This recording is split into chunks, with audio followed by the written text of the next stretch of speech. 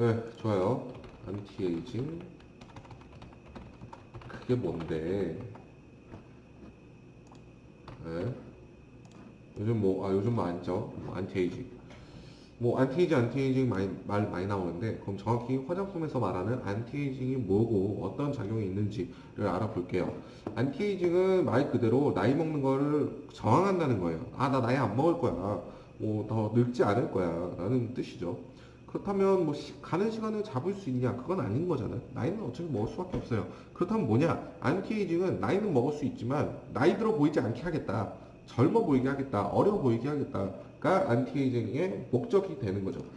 그럼 안티에이징의 뭐 요소들, 화장품에서 말하는 안티에이징 요소들은 뭐냐면 보통 동안 얼굴이다 라고 하는 건 뭐 얼굴 비율도 있을 거고, 뭐 코가 어떻게 생겼냐, 이불술은 어떻게 생겼냐, 뭐 얼굴 크기는 어떻게 되냐, 이런 형상에 대한 거는 이건 뭐 성형외과적인 거죠.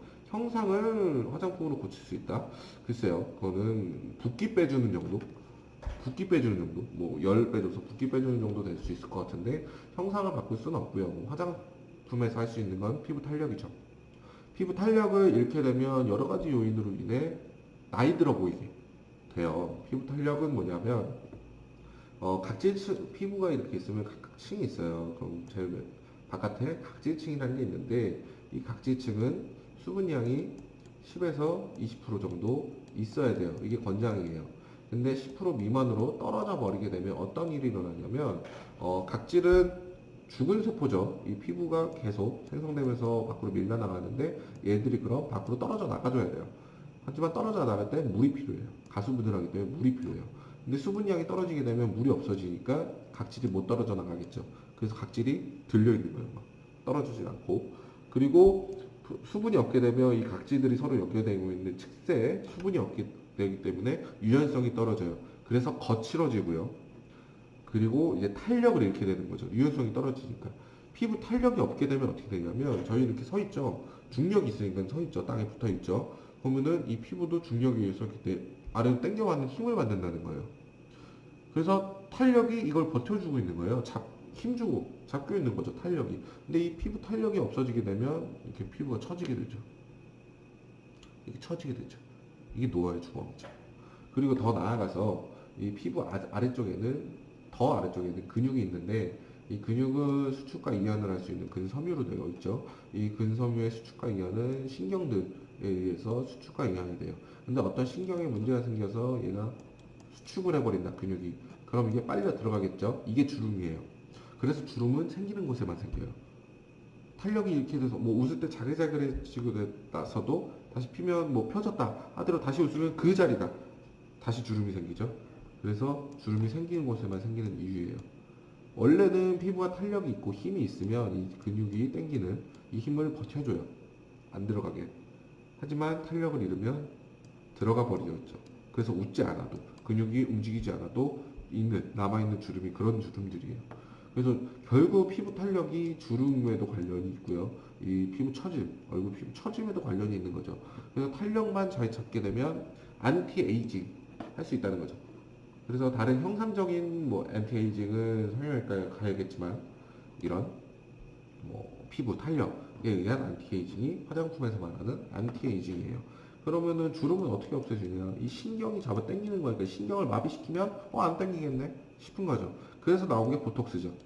보톡스는 주사제로 바로 이 신경을 쏴주기 때문에 얘를 마비시켜요.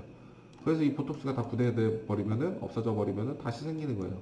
그래서 주기적으로 맞아야 되는 거고, 이 보톡스를 여기만 쏠 수 없고 너무 작잖아요. 미세하잖아요. 그래서 옆에 있는 것까지 마비가 돼버리면 웃을 때 부자연스럽게 웃게 되는 그 이유예요. 이 신경들이 마비됐으니까. 그럼 이 보톡스는 주사 맞기도 난 무섭고 너무 비싸다. 뭐 요즘 보톡스 싸지긴 했지만요. 비싸다, 무섭다. 그러면 주름 개선 화장품 쓸 수 있죠. 주름 개선 화장품은 이 표피 계속 발라주는 거예요. 피부에. 그럼 조금씩 스며들어서 이 신경까지 가요. 그래서 주름 개선 화장품은 계속 발라야 돼요. 보톡스는 주사제는 한 번에 바로 일어날 수 있지만, 주름 개선 화장제는 계속 발라줘야 효과가 있다. 이렇게 보시는 게 맞고요. 그리고 화장품 법에서 정한 화장품의 기능은, 지워볼게요. 기능은 5개예요. 보습, 자외선 차단, 주름 개선,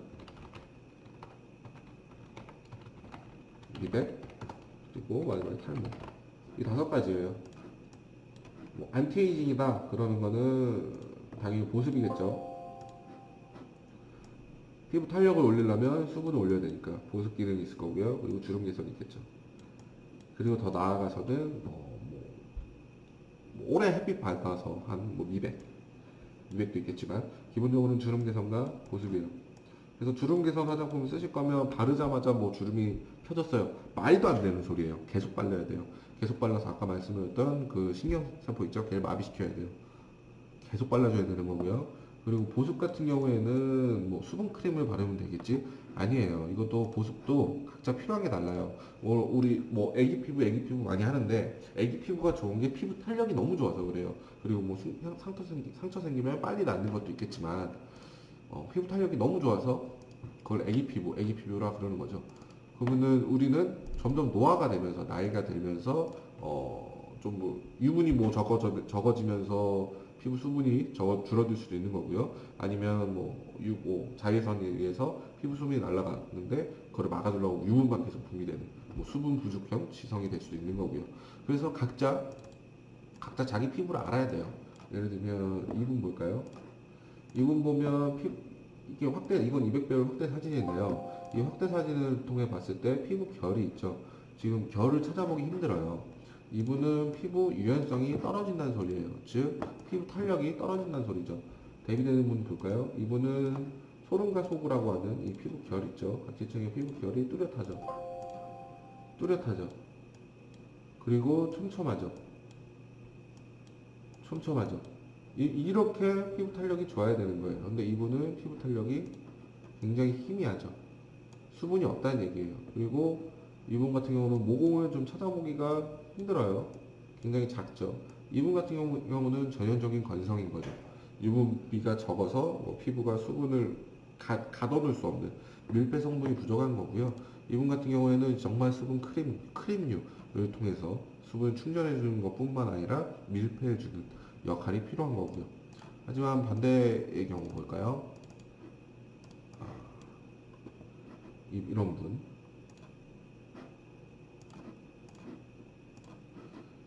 이런 분 보게 되면은 지금 모공이 크죠? 모공이 이분보다 크죠? 비교해 보시면. 모공이 크고 많아요. 모공이 크고 많아요. 이 얘기는 유분 분비가 많아서 이렇게 됐다는 얘기인 거죠. 그래서 유분이 많은 피부는 걸 알 수 있는데 피부결이 똑같이 뚜렷하지 않죠. 유분은 원래 피부에 있는 수분을 막아주기 위한 천연 보습제 성분인 건데 애초에 피부 수분 충전이 안 됐기 때문에 유분 분비가 많게 되면 수분 부족형 지성이 되는 거죠. 관리하기 좀 어려워요.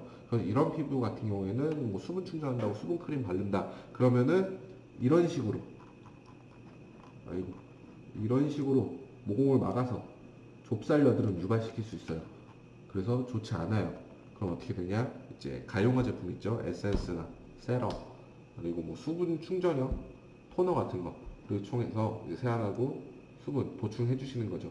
그리고 세럼 같은 경우 들고 다니면서 주기적으로 계속 발라주셔도 좋아요. 이분 같은 경우에는 왜 그러냐면 수분이 애초에 부족하니까.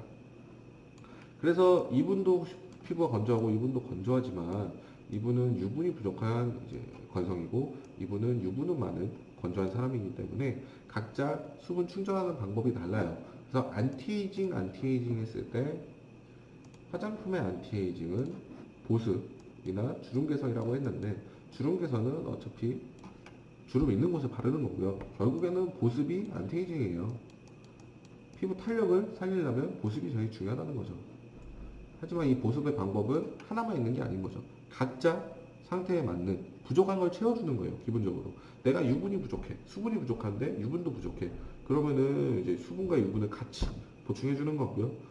유분은 충분하지만 수분이 부족해. 그러면 유분이 충분하기 때문에 더 해줄 필요가 없는 거예요. 수분만 더 보충을 해주면 되는 거죠. 그래서 내 피부를 먼저 알고 내가 뭐가 부족한지 아는 것이 피부 관리에 가장 중요한 거고요. 이런 피부 확대 사진을 통해서 자기 피부를 유추할 수 있어요. 유추할 수 있고요. 이거 같은 경우에는 이제 고가의 장비로 촬영한 게 아니에요. 지금 이런 보이시는 지금 피부 현미경으로 촬영한 거고요. 저희 갖고 다니는 카메라 정말 좋은 카메라 있잖아요. 스마트폰 카메라에 이렇게 붙여서 이렇게 촬영하시게 되면 바로 이런 식으로 확대사진 촬영이 되세요. 근데 뭐 분석이나 이런 게 너무 어렵다, 스스로 하기 어렵다. 그러시면 저희 어플도 있어요. 피부박사 강박사 어플 통해서 진단도 가능하고 솔루션도 받을 수 있으니까 각자 자기한테 중요한 뭐가 부족하고 내가 왜 노화가 되는지 원인을 찾아서 그 원인을 해결하는 게 가장 중요합니다. 그냥 뭐 무조건적으로 이게 좋대, 뭐 저게 좋대 이렇게 따라가실 필요가 없어요. 그래서 결국 결론적으로 화장품에서 얘기하는 안티에이징은 주름 개선도 있지만 피부 보습을 통한 탄력 증가로 다는 거기 때문에 보습제 사용, 나한테 필요한 보습제는 뭔지를 아는 것이 가장 중요하다. 그냥 안티에이징 제품 쓰는 게 아니라 나한테 뭐가 부족하고 뭘 채워줘야 되는지 아는 게 가장 중요하다라고 결론 낼 수 있을 것 같습니다. 감사합니다.